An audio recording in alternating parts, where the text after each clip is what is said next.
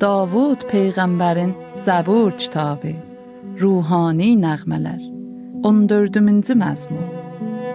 Axmaq adam ürəyində deyir, tarı yoxdur, insanlar fasid olublar, əməlləri iyrəncidir. Yaxşılıq edən yoxdur, Rəbb göydən insan oğullarına baxır, anlayan bir adam üçün, tarını axtaran bir adam üçün. Hamı azıb, hamılığa fasid olublar, yaxşılıq edən bir nəfər də yoxdur. Məgər bütün pislik edənlərdə ağıl yoxdur?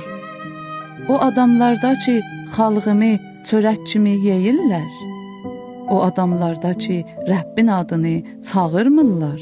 Orada onları böyük qorxu bürüyəcək, çünki tarı salih adamların yanındadır. Siz fağır adamın tədbirini heçə çıxardırsınız, lakin Rəbb onun pənahıdır.